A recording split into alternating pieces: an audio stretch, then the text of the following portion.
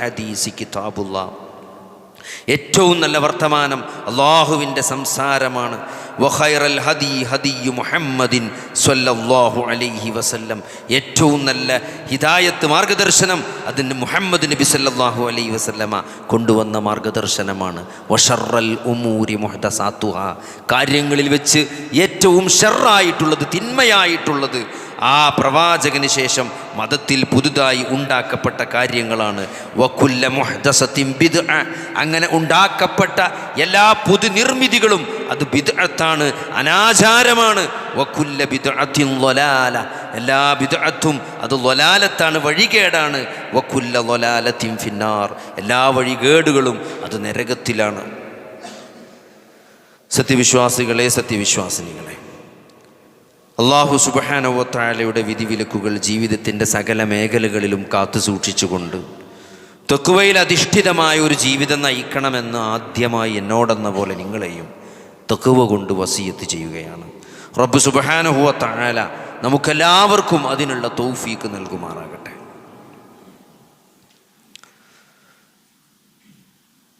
വെള്ളിയാഴ്ചയിലെ ഖുതുബകളിലും അതേപോലെ തന്നെ പെരുന്നാൾ ഖുതുബകളിലും നിക്കാഹ് ഖുതുബകളിലുമെല്ലാം നബി സല്ലല്ലാഹു അലൈഹി വസല്ലമ പാരായണം, തുടക്കത്തിൽ പാരായണം ചെയ്യാറുള്ള അൽ ഖുതുബത്തുൽ ഹാജ എന്ന ഖുതുബയാണ് നമ്മൾ കേട്ടത്. അതിലോതുന്ന 3 ആയത്തുകൾ യാ അയ്യുഹല്ലദീന ആമനു തഖുല്ലാഹ ഹഖ്ക തുഖാതി, സൂറത്തു ആലു ഇമ്രാൻ്റെ 102-ാമത്തെ ആയത്ത്. നിങ്ങളൊരിക്കലും മുസ്ലിങ്ങളായി കൊണ്ടല്ലാതെ മരിക്കാൻ ഇടവരരുത് എന്ന അള്ളാഹുവിൻ്റെ കൽപ്പന. സഹോദരങ്ങളെ, മുസ്ലിമാകുക എന്നതിനേക്കാളുപരി, മുസ്ലിമായി ജീവിക്കുക എന്നതിനേക്കാളുപരി മുസ്ലിമായി മരിക്കുക എന്നത് തന്നെയാണ് ഏറ്റവും പ്രധാനപ്പെട്ടത്. തൗഹീദ് കൃത്യമായി മനസ്സിലാക്കാനുള്ള തൗഫീഖ് അള്ളാഹു നൽകുകയും അതനുസരിച്ച് ജീവിക്കാനുള്ള ഒരു തൗഫീഖ് അല്ലാഹു നൽകുകയും ചെയ്ത ആളുകളെ സംബന്ധിച്ചിടത്തോളം ആഖിബത്ത്, പര്യവസാനം നന്നാകുക എന്നത് വളരെ പ്രധാനപ്പെട്ടതാണ്. കാരണം മുസ്ലിമായി മരിച്ചിട്ടില്ലെങ്കിൽ ഇതൊന്നും പരിഗണിക്കപ്പെടുന്നതല്ല. ഒരാൾ മുസ്ലിമായിട്ടല്ല മരിച്ചതെങ്കിൽ അയാളുടെ കർമ്മങ്ങളൊന്നും അല്ലാഹുവിൽ എന്തല്ല, പരിഗണിക്കപ്പെടുന്നതല്ല. അപ്പം അതുകൊണ്ട് സഹോദരങ്ങളെ, മുസ്ലിമായി മരിക്കുക എന്നത് വളരെ പ്രധാനപ്പെട്ടൊരു കാര്യമാണ്. അവസാന ശ്വാസം വരെ ആ തൗഹീദിൽ അടിയുറച്ചു നിന്നുകൊണ്ട് അള്ളാഹുവിനെയും റസൂലിനെയും അനുസരിച്ചുകൊണ്ട് ജീവിക്കാനുള്ള അശാന്തമായൊരു പരിശ്രമമാണ്, നിരന്തരമായ ശ്രമമാണ് ഈ ജീവിതം കൊണ്ട് നമ്മൾ ലക്ഷ്യം വെക്കേണ്ടത്. ഈ ജീവിതത്തിൻ്റെ ലക്ഷ്യം അതാണ്, മുസ്ലിമായി മരിക്കാനുള്ള നിരന്തരമായ ശ്രമം. സഹോദരങ്ങളെ, ഒരാൾ മുസ്ലിമായിട്ട് എപ്പോഴാണ് മരിക്കുക? മുസ്ലിമായി എപ്പോഴാണ് മരണമെന്നത് കൃത്യമല്ല. മരണം എപ്പോൾ സംഭവിക്കുമെന്നത് കൃത്യമായി നിർവചിക്കപ്പെട്ട ഒരു കാര്യമല്ല. ഒരാൾക്കും തന്നെ നിശ്ചയിക്കാൻ പറ്റാത്ത കാര്യമാണ് എൻ്റെ മരണം എങ്ങനെയാകും അല്ലേ? ഐസിയുവിൽ കിടന്നിട്ട് എല്ലാ ഓട്ടി കൂടിയും ട്യൂബ് ഇട്ടിട്ട് ഇലക്ട്രോണിക് ഗാഡ്ജറ്റുകളുടെ ബീപ്പ് സൗണ്ടുകൾക്കിടയിൽ കിടന്നാണോ ഞാൻ മരിക്കുക? അതല്ല, എൻ്റെ ഭാര്യയുടെ മടിയിൽ കിടന്നാണോ, അതോ പള്ളിയിൽ സുജൂദിലാണോ, അല്ലെങ്കിൽ ഒരു ചീറിപ്പായുന്ന വാഹനത്തിൻ്റെ അടിയിൽ പെട്ടാണോ ഞാൻ മരിക്കുക എന്ന് ഒരാൾക്കും തന്നെ നിശ്ചയിച്ച് പറയാൻ സാധ്യമല്ല, നിശ്ചയിക്കാൻ സാധ്യമല്ല. അതുകൊണ്ട് അതെപ്പോൾ വേണമെങ്കിലും സംഭവിക്കാം. അതുകൊണ്ട് ഏത് സന്ദർഭത്തിലും ഏത് സെക്കൻഡിലും അതിന് തയ്യാറായി നിൽക്കുന്ന ഒരാളെ സംബന്ധിച്ചിടത്തോളാണ് മരണം നന്നാക്കാൻ പറ്റുള്ളൂ. നമ്മളെപ്പോഴും അതിന് തയ്യാറാണ് എന്നത്. നമ്മൾ ലാ ഇലാഹ ഇല്ലല്ലാഹ് പറഞ്ഞ് മരിക്കാൻ തൗഫീഖ് ഉണ്ടാണ് ഈ സഹോദരങ്ങളെ. ഇത് മരിക്കാൻ പോവാണ്, ലാ ഇലാഹ ഇല്ലല്ലാഹ് പറഞ്ഞോ എന്ന് പറഞ്ഞാൽ ആ സമയത്ത് ഒരാൾ ലാ ഇലാഹ ഇല്ലല്ലാഹ് പറഞ്ഞു തരില്ല. ഏത് സന്ദർഭത്തിലും അതിനെ പ്രതീക്ഷിക്കുമ്പം, ഏത് അസ്വസ്ഥത അനുഭവപ്പെടുമ്പോഴും, ഏത് വിഷമം തോന്നുമ്പോഴും, ഏത് പരീക്ഷണത്തിൻ്റെ ഘട്ടത്തിൽ ഒരു പ്രയാസം ജീവിതത്തിൽ അനുഭവപ്പെടുന്ന സന്ദർഭത്തിൽ അത് ഉച്ചരിക്കാനുള്ളൊരു മാനസികാവസ്ഥ ഉണ്ടാകണം. കാരണം ഏത് സെക്കൻഡിലാണ് നമ്മൾ ഇവിടെ പറയാമെന്നറിയില്ല. അപ്പോൾ അതുകൊണ്ട് സഹോദരങ്ങളെ, ആ ഒരു മാനസിക അവസ്ഥയിൽ ജീവിക്കാൻ കഴിയുക എന്നുള്ളത് തന്നെയാണ്. അങ്ങനെയാണെങ്കിലേ നല്ലൊരു പര്യവസാനം ഉണ്ടാവുള്ളൂ. നല്ലൊരു പര്യവസാനത്തിന് വേണ്ടി നമ്മൾ നിരന്തരം പണിയെടുത്തുകൊണ്ടിരിക്കണം. അതുകൊണ്ട് ഈ നിരന്തരമായി നമ്മൾ കേട്ടുകൊണ്ടിരിക്കുന്ന ആയത്താണ് യാ അയ്യുഹല്ലദീന ആമനു തഖുല്ലാഹ ഹഖ്ക തുഖാതി വലാ തമൂതുന്ന ഇല്ലാ വഅൻതും മുസ്ലിമൂൻ. നിങ്ങൾ മുസ്ലിങ്ങളായി കൊണ്ടല്ലാതെ മരിക്കാനിടവരരുത്. അല്ലേ? മഹാനായ ഇബ്രാഹിം നബി അലൈഹിസ്സലാം റബ്ബനാ വജ്അൽനാ മുസ്ലിമൈനി ലക. ഇബ്രാഹിം നബിന്റെ പ്രാർത്ഥനയാണ്. ദുൽഹജ്ജ് ഇപ്പോഴും കഴിഞ്ഞിട്ടില്ല അല്ലേ? ഇബ്രാഹിം നബി അലൈഹി ഇസ്ലാം, ഇസ്മായിൽ അലൈഹി ഇസ്ലാം പ്രാർത്ഥിച്ചെന്താണ്? ഞങ്ങളെ മുസ്ലിങ്ങളാക്കണേ, നിനക്ക് നിന്നോട് അനുസരണയുള്ളവരാക്കണമേ എന്ന് പ്രാർത്ഥിക്കുക. സഹോദരങ്ങളെ, അതെന്താണ്? അതാണ് ജീവിതത്തിൻ്റെ ലക്ഷ്യം. അത് നിരന്തരമായിട്ടുള്ള നമ്മൾ ശ്രമിച്ചുകൊണ്ടിരിക്കുന്നത് അതിനാണ്. നമ്മൾ ഈ ജുമുഅക്ക് ഇവിടെ വന്നതും അല്ലേ? ഞങ്ങൾ ആലോചിച്ച് നോക്കി, ലോകത്തിൽ ഒരു മീറ്റിങ്ങിന് തീരെ നമ്മളിപ്പോൾ ഒരു പരിപാടിക്ക് ആളെ വിളിച്ചാൽ കിട്ടാത്തൊരു കാലഘട്ടമാണ് ഇപ്പോൾ. നമ്മൾ ഒരു മീറ്റിംഗ് വിളിച്ചാലോ അല്ലെങ്കിൽ എന്തെങ്കിലും പരിപാടി വെച്ചാൽ ഒരാളെ 10 വട്ടം വിളിച്ചണം വരണമെങ്കിൽ. എന്നാലും ഇറങ്ങാൻ നേരത്തെ ഒന്നുകൂടി വിളിച്ചു നോക്കണം. ആൾക്കാർ ഒക്കെ വരാന്നൊക്കെ പറഞ്ഞ് ഇപ്പം വരാറിനിട്ട് ഇപ്പം വരാറിന് ആളെ കാണാണ്ടാവില്ല, ഓൻ വേറെ പോകും. ആ കാലങ്ങൾ ആലോചിക്കി, അങ്ങനെ വിളിച്ചാലേ ആൾക്കാർ മീറ്റിങ്ങുള്ളൂ. ആ ഒരു കാലത്ത് പോലും ആരെങ്കിലും നിങ്ങളെ മീറ്റിംഗ് നോട്ടീസിന് വിളിച്ചു, വെള്ളിയാഴ്ച ഇവിടെ പള്ളിക്ക് ഹാജരാകണം, നിങ്ങൾ അവിടെ ആരെങ്കിലും നോട്ടീസ് തന്നു? നിങ്ങൾക്ക് ഒരാൾ പോലും നോട്ടീസ് തരാതെയാണ് എന്ത് നമ്മൾ ഈ പള്ളിക്ക് വന്നത്. അതെന്താണ്? അത് അള്ളാഹുവിനോടുള്ള വിധേയത്വമാണ്, അള്ളാഹുവിനോടും റസൂലിനോടുള്ള അനുസരണമാണ്. അതുകൊണ്ട് സഹോദരങ്ങളെ, ഇതിന് നമ്മൾ കാണിച്ചൊരു ശുഷ്കാന്തി ഉണ്ടല്ലോ, ഈ ജുമുഅക്ക് വരാനും ഇവിടെ വന്നിരിക്കാനും അത് ജീവിതത്തിലുടനീളം വേണം. എന്തിനാണ് നമ്മളിവിടെ വന്നത്? അള്ളാഹുവിൻ്റെ വിലപ്പെട്ട ഉപദേശങ്ങളും നിർദ്ദേശങ്ങളും ഓർമ്മപ്പെടുത്തലുകളും കേൾക്കാൻ വേണ്ടി, ഒരാഴ്ചക്കുള്ള ഈമാൻ കിട്ടാൻ വേണ്ടിയിട്ടാണ്, ഉത്ബോധനത്തിന് വേണ്ടിയിട്ടാണ്. അപ്പം അതുകൊണ്ട് സഹോദരങ്ങളെ, മരിക്കുന്ന ആ നിമിഷം പോലും ആ ഒരു ബോധത്തോട് മരിക്കാൻ സാധിക്കുക എന്നുള്ളതാണ് ഈ ജീവിതത്തിൻ്റെ വിജയം. അല്ലാതെ നമുക്ക് ഇൻസ്റ്റഗ്രാമിൽ എത്ര ലൈക്ക് കിട്ടിയെന്നോ, നമുക്കെത്ര നമ്മളുടെ സ്റ്റാറ്റസ് എത്ര ആൾക്കാർ കണ്ടു എന്നതോ, ഇതൊന്നുമല്ല സഹോദരങ്ങളെ. നമ്മൾ എത്ര കാലം ജീവിച്ചു എന്നതുപോലും നാളെ ചോദ്യം ചെയ്യപ്പെടൂല. എങ്ങനെ ജീവിച്ചു എന്നാണ്. അള്ളാഹു നൽകിയ ആയുസ്, അള്ളാഹു നൽകിയ ഓരോ സെക്കൻഡും എങ്ങനെ ചെലവഴിച്ചു എന്നതാണ്. എത്ര സെക്കൻഡ് ചെലവഴിച്ചു എന്നല്ല, ആ സെക്കൻഡുകൾ എങ്ങനെ ചെലവഴിച്ചു, ആ ആയുസ് നീ എങ്ങനെ ചെലവഴിച്ചു എന്നതാണ് ചോദ്യം ചെയ്യപ്പെടുക. അപ്പം അതുകൊണ്ട് സഹോദരങ്ങളെ, ആ ഒരു ബോധത്തോടെ ജീവിക്കാൻ നമുക്ക് സാധിക്കേണ്ടതുണ്ട്. ഇബ്രാഹിം നബിയുടെ ഇസ്മായിൽ നബിൻ്റെ പ്രാർത്ഥന നമുക്ക് നൽകേണ്ട ഒരു ബോധമാണ്. റബ്ബനാ വജ്അൽനാ മുസ്ലിമൈനി ലക. ഞങ്ങളെ അനുസരണമുള്ള മുസ്ലിമാക്കി മാറ്റിത്തരണേ. എന്താണ്? എന്തിനോടാണ് അനുസരണം? അള്ളാഹുവിനോടും അവൻ്റെ റസൂലിനോടുള്ള കൽപ്പനയോടുള്ള അനുസരണമാണ്. അള്ളാഹിൻ്റെ റസൂലിൻ്റെ കൽപ്പന നമ്മൾ എങ്ങനെയാണ് അനുസരിക്കുന്നത് എന്നതാണ് സഹോദരങ്ങളെ ജീവിതത്തിൽ നമ്മൾ ഏറ്റവും കണക്കാക്കേണ്ടത്. നമ്മളെ കാഫിറാക്കാനല്ല ഇബ്ലീസ് ശ്രമിക്കുന്നത്. അങ്ങനെ പെട്ടെന്ന് ഒരു മുസ്ലിമിനെ കാഫിറാക്കാൻ ഇബ്ലീസിനെ കൊണ്ട് വയ്ക്കൂല. നല്ലൊരു മുവഹിദായൊരു മനുഷ്യനെ അങ്ങനെ അങ്ങോട്ട് കാഫിറാക്കാൻ ഇബ്ലീസിനെ കൊണ്ട് പറ്റൂല. പക്ഷെ എന്താ സോണെ, ഇബ്ലീസ് നമ്മളെ നിരങ്ങനെങ്കിലും അതിൽ കൊണ്ടെത്തിക്കാൻ ശ്രമിക്കും അല്ലേ? നമസ്കാരം, നമ്മുടെ ജീവിതത്തിൽ വരുന്ന ചെറിയ ചെറിയ പിഴവുകൾ അതിൽ പിടിച്ച് ഇബ്ലീസ് കയറും അല്ലേ? നമ്മൾ സ്ഥിരമായിട്ട് തഹജ്ജുദ് നിസ്കരിക്കുന്ന ആൾക്കാർ തഹജ്ജുദ് നിർത്തിയെങ്കിൽ സഹോദരങ്ങളെ, അത് തിന്മയുടെ തുടക്കമാണ്. ഇബ്ലീസ് നമ്മളെ സ്വാധീനിക്കാൻ തുടങ്ങിയിരിക്കുന്നു. നിങ്ങൾ സ്ഥിരമായി ചെയ്തുകൊണ്ടിരിക്കുന്ന നന്മകൾക്ക് മുടക്കം വരുന്നുണ്ടോ സഹോദരങ്ങളെ? നമ്മൾ ഭയപ്പെടേണ്ടതുണ്ട്. നമ്മൾ തിന്മയുടെ മാർഗത്തിലേക്ക് തിരിഞ്ഞു നടക്കുന്നുണ്ടോ സഹോദരങ്ങളെ? ഇതേവരെ ജീവിച്ചതിനല്ല, നമ്മുടെ മാർഗം തെറ്റി എന്ന് നമ്മൾ നേരത്തെ ജീവിച്ച പോലെയല്ല. നന്മകളോടുള്ള നമ്മുടെ സമീപനത്തിൽ ചെറുതായി മാറ്റം വരുന്നു എന്ന് നമുക്ക് തോന്നുന്നുണ്ടെങ്കിൽ നമ്മൾ ഭയപ്പെടാം. കാരണം പിശാച് അങ്ങനെയാണ് ഒരു മുവഹിദായ മനുഷ്യനെ സ്വാധീനിക്കുക. നമസ്കാരം അവഗണിക്കുന്നതിലൂടെ അല്ലേ? ഒരു സൽക്കർമ്മങ്ങൾ നിസ്സാരവൽക്കരിക്കുന്നതിലൂടെ, തൗബ ഡിലേ ആക്കാൻ പാടില്ല. ഒരു തെറ്റ് ചെയ്തോ, തെറ്റാണെന്ന് ബോധ്യപ്പെട്ടോ സഹോദരങ്ങളെ, അള്ളാഹുവിലേക്ക് ഖേദിച്ച് മടങ്ങി നിലപാട് നന്നാക്കി നന്മകൾ വർദ്ധിപ്പിച്ച് അള്ളാഹുവിലേക്ക് തിരിച്ചു മടങ്ങേണ്ടതുണ്ട്. അതങ്ങനെ വെച്ചുകൊണ്ടിരിക്കരുത്. തെറ്റാണ് എന്ന് സംശയമുള്ള കാര്യങ്ങൾ സഹോദരങ്ങളെ, അതിൽ നമ്മൾ കൃത്യമായിട്ട് തെറ്റേത് ശരിയേത് എന്ന് മനസ്സിലാക്കി തെറ്റാണെങ്കിൽ തൗബ ചെയ്ത് തിരിച്ച് അല്ലാഹുവിലേക്ക് നടക്കേണ്ടതുണ്ട് സഹോദരങ്ങളെ. ദുനിയാവിനോടുള്ള നമ്മുടെ സമീപനത്തിൽ മാറ്റം വന്നിട്ടുണ്ടോ സഹോദരങ്ങളെ? അല്ലേ? നമ്മൾ ദുനിയാവിൻ്റെ പിറകെയാണോ? നമ്മൾ ദീനിനെ അവഗണിക്കുന്നുണ്ടോ സഹോദരങ്ങളെ? നമ്മൾ ദേഹേച്ഛകൾക്ക് അടിമപ്പെടുന്നുണ്ടോ സഹോദരങ്ങളെ? ദീനിൻ്റെ വിഷയത്തിൽ സഹോദരങ്ങളെ മടിവരുന്നുണ്ടോ എങ്കിൽ നമ്മൾ ഭയപ്പെടേണ്ടിയിരിക്കുന്നു. പിശാച് നമ്മളെ സ്വാധീനിക്കാൻ തുടങ്ങിയിരിക്കുന്നു. നിങ്ങൾ ശൈത്താന്റെ കാലടികളെ പിൻപറ്റരുത്. ഇന്നഹു അദുവ്വുൻ ലക്കും, അവനാണ് നിങ്ങൾക്ക് ശത്രു. സഹോദരങ്ങളെ, നമ്മുടെ ശത്രു അമേരിക്കയല്ല, നമ്മുടെ ശത്രു മോഡിയല്ല, നമ്മുടെ ശത്രു ഇവിടുത്തെ RSSകാരനല്ല. വിശുദ്ധ ഖുർആൻ വളരെ വ്യക്തമായി നമ്മളോട് പറഞ്ഞത് പിശാചാണ്, ഇബ്ലീസാണ്. പ്രത്യക്ഷ പ്രത്യക്ഷമായ നിങ്ങളുടെ ശത്രു എന്നാണ്. ഇബ്ലീസിനെ നിങ്ങൾ ശത്രുവായി തന്നെ കാണേണ്ടതുണ്ട് എന്നാണ് സഹോദരങ്ങളെ. അതുകൊണ്ട് ഇബ്ലീസിന്റെ എല്ലാ തന്ത്രങ്ങളും നമ്മൾ കൃത്യമായി മനസ്സിലാക്കിയിരിക്കണം. നമ്മളെ വഴിതെറ്റിക്കാൻ അല്ലേ, ഒരു സുപ്രഭാതത്തിൽ നമ്മളെ കൊണ്ട് ശിർക്കയിക്കാൻ ഇബ്ലീസിന് കഴിയില്ല.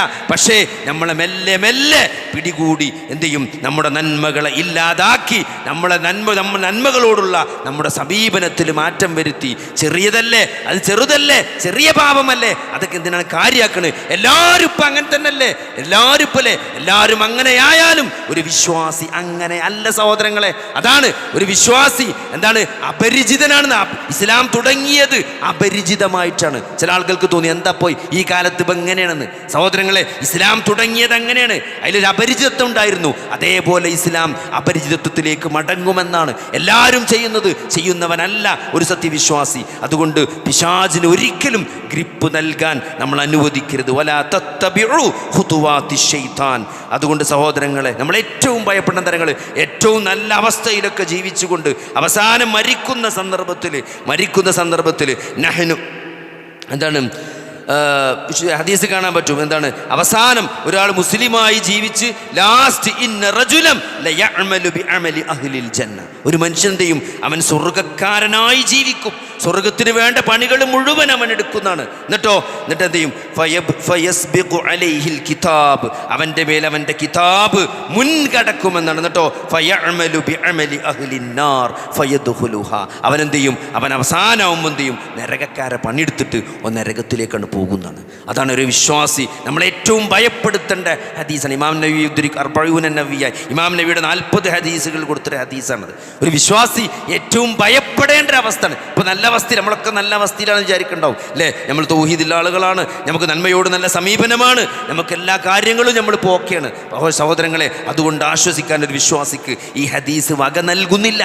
എന്താണ്, സ്വർഗത്തിൻ്റെ പണിയൊക്കെ എടുക്കുന്നതാണ്. എന്നിട്ടോ അവസാനം എന്താണ്, കിതാബ് അവനെ മുൻകടന്നുകൊണ്ട് അവൻ നരകത്തിൻ്റെ പണിയെടുത്ത് നരകക്കാരനായി മരിച്ചു പോകുന്നതാണ്, നരകത്തിൽ പ്രവേശിക്കുന്ന ഒരവസ്ഥ ഉണ്ടാവുന്നത്. അതുകൊണ്ടാണ് റസൂലുള്ളാഹി സ്വല്ലല്ലാഹു അലൈഹി വസല്ലമ പോലും ഹൃദയങ്ങളെ മാറ്റിമറിക്കുന്ന റബ്ബേ, എൻ്റെ ഹൃദയത്തെ ദീനിൽ ഉറപ്പിച്ച് നിർത്തണേ എന്ന ഇസ്തിഖാമത്തിന് വേണ്ടി നബി സല്ലല്ലാഹു അലൈഹി വസല്ലമ നിരന്തരം പ്രാർത്ഥിച്ചതായിട്ട് ഹദീസിൽ കാണാൻ പറ്റും. ഇമാം തുർമുദി ഉദ്ധരിക്കുന്ന ഹദീസിൽ കാണാം, നബി സല്ലല്ലാഹു അലൈഹി വസല്ലമ പ്രാർത്ഥിച്ച പ്രാർത്ഥനകളിൽ ഏറ്റവും കൂടുതൽ പ്രാർത്ഥന ഒന്നാണ്, യാ മുഖല്ലിബൽ ഖുലൂബ് സബ്ബിത് ഖൽബി അലാ ദീനിക, എൻ്റെ ദീനിൽ എൻ്റെ ഹൃദയത്തെ ഉറപ്പിച്ച് നിർത്തണേ. എന്തുകൊണ്ടാണ് സഹോദരങ്ങളെ, ചിലപ്പം അത് തെറ്റി ഒരു മോശമായ അവസ്ഥയിലേക്ക് നമ്മൾ പോവുകയും ആ അവസ്ഥയിൽ നമ്മൾ മരണപ്പെടുകയും ചെയ്താൽ സഹോദരങ്ങളെ, ഇത്ര കാലം നമ്മൾ പണിയെടുത്തതൊക്കെ വെറുതാവും. അതുകൊണ്ട് സഹോദരങ്ങളെ, ഒരു പാപം പോലും നമ്മൾ എന്ത് ചെയ്യണം, ഒരു പാപത്തിന് പോലും നമ്മൾ കോംപ്രമൈസ് ചെയ്യുന്ന ഒരു മാനസികാവസ്ഥ. തെറ്റുകൾ മനുഷ്യ സഹജമാണ്, തെറ്റുകൾ മനുഷ്യർ പല രൂപത്തിലും വരും. പക്ഷേ സഹോദരങ്ങളെ,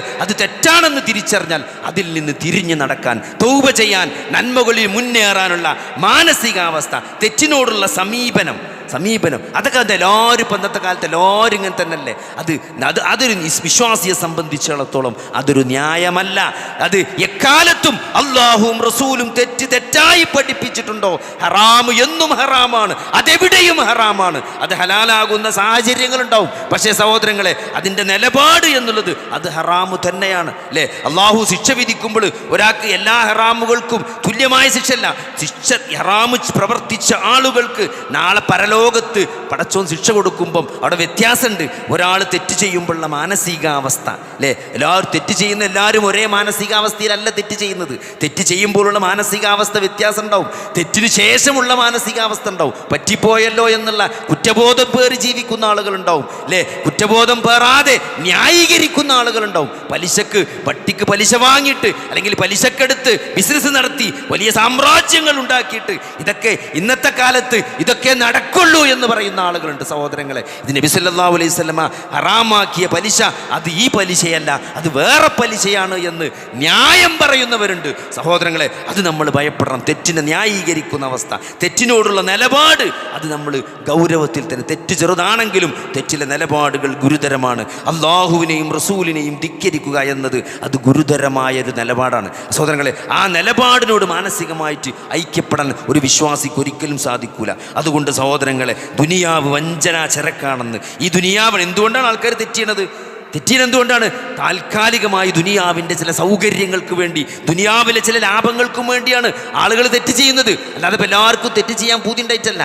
അതുകൊണ്ട് നമ്മൾ ദേഹേച്ഛയ്ക്ക് അടിമപ്പെട്ട് നമ്മൾ തെറ്റ് ചെയ്യുന്നത് ദുനിയാവിന് വേണ്ടി നമ്മൾ ദീനിനെ കോംപ്രമൈസ് ചെയ്യാണ്. അതുകൊണ്ട് സഹോദരങ്ങൾ, ദുനിയാവിനെ അള്ളാഹു കൃത്യമായിട്ടൊരു വിശ്വാസിക്ക് ബോധ്യപ്പെടുത്തി കൊടുത്തിട്ടുണ്ട്. വമൽ ഹയാത്തു ദുനിയ ഇല്ലാ മതാഉൽ ഗറൂർ. വഞ്ചന, ചരക്ക് മാത്രമാണ്, വഞ്ചിപ്പിക്കുന്ന, സ്വർഗത്തിൽ നിന്ന് നിങ്ങളെ വഞ്ചിപ്പിച്ച് നരകത്തിലേക്ക് നിങ്ങളെ കൊണ്ടുപോകുന്ന വഞ്ചിപ്പിക്കുന്ന വഞ്ചനാ വിഭവം മാത്രമാണ് ഈ ദുനിയാവ് എന്ന് വിശുദ്ധ ഖുർആൻ എത്ര സ്ഥലത്താണ് സഹോദരങ്ങളെ നമ്മളെ ബോധ്യപ്പെടുത്തുന്നത്. അതുകൊണ്ട് ഈ ദീൻ അനുസരിച്ച് ജീവിക്കുക എന്നുള്ളത്, ഈ ദീനിൽ മരിക്കുക എന്നുള്ളത്, അതാണ് ഒരു വിശ്വാസിയുടെ ജീവിതം. ഫസ്തഖിം കമാ ഉമിർത, കൽപ്പിച്ച പോലെ ഇസ്തിഖാമത്തോടുകൂടെ നിലകൊള്ളുക എന്ന് സൂറത്ത് ഹൂദിൽ അള്ളാഹു കൽപ്പിച്ച പോലെ സഹോദരങ്ങളെ ജീവിതത്തിലുടനീളം ആ ഇസ്തിഖാമത്തോടുകൂടി അള്ളാഹുവും റസൂലും എന്ത് പറഞ്ഞു എന്നറിയാനും അതനുസരിച്ച് ജീവിക്കാനും അത് സന്തോഷത്തോടെ ആഹ്ലാദത്തോടെ അള്ളാഹുവിനോടും റസൂലിനോടുമുള്ള മുഹബ്ബത്തോടെ ഹുബ്ബോടെ ദീനിനെ അനുസരിക്കാനും ദീനനുസരിച്ച് ജീവിക്കാനുള്ള ഒരു മാനസികാവസ്ഥ അള്ളാഹു നമുക്കെല്ലാം നൽകുമാറാകട്ടെ. അള്ളാഹുവും റസൂലും എന്ത് കൽപ്പിച്ചു എന്നത് അത് ജീവിതത്തിൽ മനസ്സിലാക്കിയാലാണല്ലോ ചെയ്യാൻ പറ്റുക. അപ്പോൾ അതിലെന്തെങ്കിലും ഒരു ക്ലാരിറ്റി കുറവുണ്ടെങ്കിൽ അത് ചോദിക്കേണ്ട ആളുകളോട് ചോദിച്ച് അത് ബോധ്യപ്പെടുക, അത് കൺവിൻസ് ആകുക എന്നുള്ളൊരു കാര്യം കൊണ്ട് അങ്ങനെ അത് ബോധ്യപ്പെടുത്തിക്കൊണ്ട് നമ്മളെ ബോധ്യപ്പെടുത്തിക്കൊണ്ട് നമ്മൾ മുന്നോട്ട് പോകുക. ജനങ്ങൾ എന്ത് ചെയ്യുന്നു അല്ലെങ്കിൽ നാട്ടുകാരെന്ത് ചെയ്യുന്നു, എല്ലാവരും ഇപ്പം അങ്ങനെയല്ലേ, കാലം മാറിയില്ലേ എന്നതൊന്നും എന്തല്ല.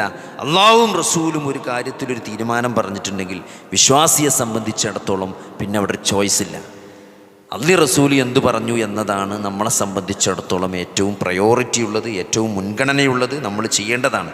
അവിടെ പിന്നെ ഓലെന്ത് പറഞ്ഞു, ഇവലെന്ത് പറഞ്ഞു, സമൂഹം എന്ത് പറയുന്നു, ഇവിടുത്തെ സാംസ്കാരിക വേദികൾ എന്ത് പറയുന്നു എന്നതൊന്നും എന്തല്ല, നമ്മളെ സംബന്ധിച്ചിടത്തോളം വിഷയമല്ല. അതുകൊണ്ട് അതിലാണ് ഒരു വിശ്വാസിയെ സംബന്ധിച്ചിടത്തോളം അതിലാണ് ഇസ്സത്ത്, അല്ലേ? അപ്പം അങ്ങനെ ചെയ്താൽ നമ്മൾ പഴഞ്ചനായി പോകുന്ന ആരെങ്കിലും സഹോദരങ്ങളെ, അത് നമ്മളെ അപകർഷതാബോധമാണ്. ഇതെന്തോ പഴഞ്ചനാണ് എന്നൊരു ബോധം. എന്ത് സഹോദരങ്ങളെ, ഈ പ്രപഞ്ചത്തെ സൃഷ്ടിച്ച, ഈ പ്രപഞ്ചത്തെ മുഴുവനും നിയന്ത്രിക്കുന്ന, നമ്മുടെ ശരീരത്തിലെ കോടാനകോടി രാസപ്രവർത്തനങ്ങളെ നിയന്ത്രിക്കുന്ന ഈ പ്രപഞ്ച സൃഷ്ടാവായ അള്ളാഹു സുബ്ഹാനഹു വ തആലയുടെ മതമാണ് ഇസ്ലാം, കൽപ്പനയാണ് ഇസ്ലാം. ആ ഇസ്ലാമാണ് നമ്മൾ അനുസരിക്കുന്നത്, ആ ഇസ്ലാമിനെയാണ് നമ്മൾ മതമായി സ്വീകരിക്കുന്നത്, ആ അള്ളാഹു നിശ്ചയിച്ച പ്രവാചകനെയാണ് നമ്മൾ അനുസരിക്കുന്നത്. അതുകൊണ്ട് അതിലാണ് ഒരു വിശ്വാസിയെ സംബന്ധിച്ചിടത്തോളം ഇസ്സത്തുള്ളത്, പ്രതാപമുള്ളത്. നഹ്നു ഖൗമുൻ അഅസ്സനല്ലാഹു ബിൽ ഇസ്ലാം. മഹാനായ ഉമർ റളിയല്ലാഹു പറഞ്ഞ് നമുക്ക് കാണാൻ പറ്റും. എന്താണ്?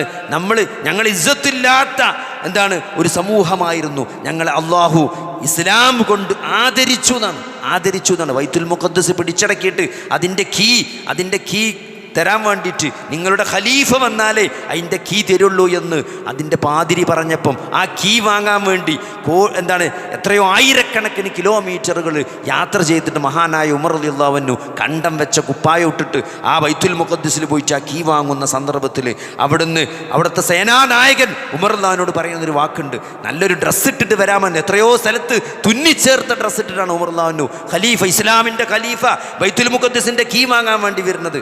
അപ്പോൾ അവിടുത്തെ സേനാനായകൻ നല്ലൊരു ഡ്രസ്സ് ഇട്ടിട്ട് വരാമായിരുന്നു എന്ന് പറഞ്ഞപ്പോൾ ഉമർ റളിയല്ലാഹു പറഞ്ഞൊരു മറുപടി ഉണ്ട്. എന്തായാലും ഉമറിന് നല്ല ഡ്രസ്സും സുഗന്ധദ്രവ്യങ്ങളും പൂശി ഉക്കാള ചന്തയിൽ നടന്ന ഒരു ഉമറുണ്ടായിരുന്നു, അല്ലേ? പക്ഷേ അന്ന് ഉമറിന് ഇസ്സത്ത് ഉണ്ടായിരുന്നില്ല.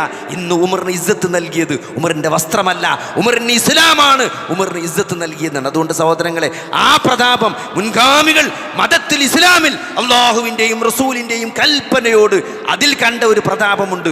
ആ പ്രതാപമാണ് സഹോദരങ്ങളെ യഥാർത്ഥ ഇസ്സത്ത്. അല്ലാതെ നാട്ടുകാർ എന്ത് ചെയ്യുന്നു, ഇവിടുത്തെ ആളുകൾ എന്ത് ചെയ്യുന്നു എന്നതല്ല ഇസ്സത്ത്. അതുകൊണ്ട് നഹ്നു ഖൗമുൻ അഅസ്സനല്ലാഹു ബിൽ ഇസ്ലാം, ഞങ്ങൾ ഈ ഖൗമിന് അള്ളാഹു ഇസ്സത്ത് നൽകിയത് ഇസ്ലാം കൊണ്ട് ആണെന്നാണ് ഉമർ റളിയല്ലാഹു പറഞ്ഞത്. അതുകൊണ്ട് സഹോദരങ്ങളെ, ഇസ്സത്ത് എന്നത്, പ്രതാപം എന്നത് അത് അള്ളാഹുവും റസൂലിനുമാണ്, അത് സത്യവിശ്വാസികൾക്കാണ്. അള്ളാഹുവിൻ്റെ റസൂലിൻ്റെ കൽപ്പന അനുസരിക്കുന്നതിലാണ് സത്യവിശ്വാസികളെ സംബന്ധിച്ചിടത്തോളം പ്രതാപമുള്ളത്. അതുകൊണ്ട് ഇതിലൊരു അപകർഷതാബോധത്തിൻ്റെ ആവശ്യമില്ല. കാരണം കാരണം ഈ പ്രപഞ്ചത്തെ സൃഷ്ടിച്ച, ഈ പ്രപഞ്ചത്തെ സംവിധാനിച്ച, ഈ പ്രപഞ്ചത്തെ നിയന്ത്രിച്ചു കൊണ്ടിരിക്കുന്ന ഈ സർവ്വകോടി ചരാചരങ്ങളെ മുഴുവൻ മരിപ്പിക്കാൻ കഴിവുള്ള, അവരെല്ലാം പുനർജീവിപ്പിക്കാൻ കഴിയുള്ള, മരണത്തിനു ശേഷം വിചാരണയെ സംവിധാനിച്ച, മരണാനന്തര ജീവിതത്തെ സമ്മാനിച്ച, മരണാനന്തര ജീവിതത്തിൽ രക്ഷയും ശിക്ഷയും സംവിധാനിച്ച ആ പ്രപഞ്ചനാഥനെയാണ് നമ്മൾ ആരാധിക്കുന്നത്. അവനോടാണ് നമ്മൾ പ്രാർത്ഥിക്കുന്നത്. അവൻ്റെ നിയമമാണ് നമ്മൾ അനുസരിക്കുന്നത്. അവനോട് മാത്രമാണ് നമുക്ക് എന്തുള്ളത്, എന്താണ് അനുസരണയുള്ളത്. അതുകൊണ്ട് നമ്മളെ സംബന്ധിച്ചിടത്തോളം സഹോദരങ്ങളെ, ഇതിൽ യാതൊരു അപകർഷതാബോധത്തിൻ്റെയും ആവശ്യമില്ല. അള്ളാഹുവും റസൂലും എന്ത് കൽപ്പിച്ചോ അതനുസരിച്ച് ജീവിക്കാൻ. ഇന്ന സ്വലാത്തി വനുസുഖി വമഹയായ വമമാതി ലില്ലാഹി റബ്ബിൽ ആലമീൻ. എൻ്റെ നമസ്കാരം അല്ലേ, വനുസുഖി എൻ്റെ ബലി, വമഹയായ എൻ്റെ ജീവിതം, വമമാതി എൻ്റെ മരണം, ലില്ലാഹി റബ്ബിൽ ആലമീൻ സർവ്വലോകരക്ഷിതാവായ അള്ളാഹുവിനാണ് എന്ന പ്രഖ്യാപനമാണ് സഹോദരങ്ങളെ നമ്മുടെ ജീവിതം. അതാണ് നമ്മുടെ ജീവിതത്തിൻ്റെ ലക്ഷ്യം. ആ ബോധത്തോടുകൂടി ഓരോ സെക്കൻഡും ജീവിക്കാൻ നമ്മൾ ശ്രദ്ധിക്കണം. അള്ളാഹു സുബ്ഹാനഹു വ തആല നമുക്കെല്ലാവർക്കും അതിനുള്ള തൗഫീക്ക് നൽകുമാറാകട്ടെ.